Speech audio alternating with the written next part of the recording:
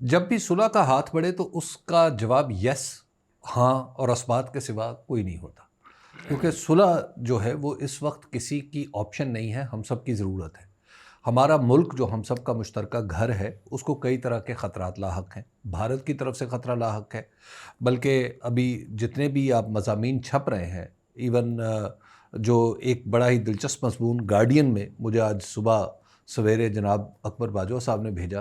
تو اس کے میں بھی جو لکھنے والے ہیں وہ تمام لوگ اس بات پہ متفق ہیں کہ پاکستان کے خلاف بھارت کوئی نہ کوئی جارحانہ نوعیت کی کارروائی کرے گا۔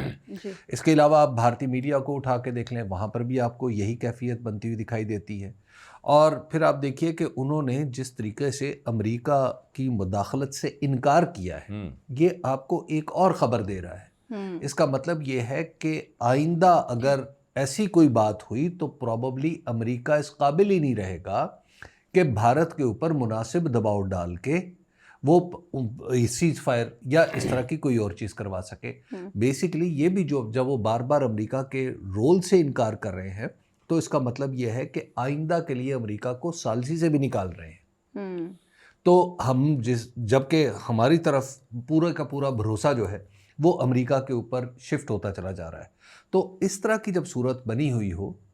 تو پھر آپ کو صلح صفائی آپ کا آپشن نہیں ہوتا، آپ کی ضرورت ہوتی ہے۔ تو ایسے میں عمران خان صاحب اگر ہاتھ آگے بڑھا رہے ہیں تو اٹس ویری گڈ، اس کا جواب یس میں ہونا چاہیے۔ دوسرا یہ ہے کہ وہ اپنے لیے تو کچھ مانگ نہیں رہے، یہ تو نہیں کہہ رہے کہ میرے مقدمے ختم کر دو یا حکومت مقدمے وڈرا کر لے یا کچھ اور کام ایسا کر دے، وہ تو کہہ رہے ہیں کہ جناب میرے مقدمے چلتے رہنے دیں۔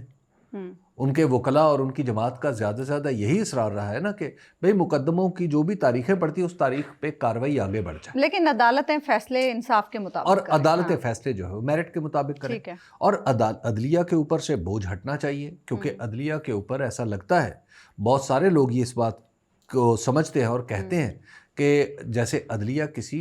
ڈیورس میں کام کر رہی ہے، اب اس کی ڈیورس ختم ہونی چاہیے۔ ہاں، یہ انہوں نے آج کہا عالی امین گنڈا صاحب نے کہ سٹینڈ لے عدلیہ کو سٹینڈ لینا چاہیے۔ تو یہ جو صورت ہے اس میں تو آپ کو جب مذاکرات کی یا بات کرنے کی آفر ہو رہی ہے تو بالکل ٹھیک ہے، اس کو ہاں میں جواب دینا چاہیے۔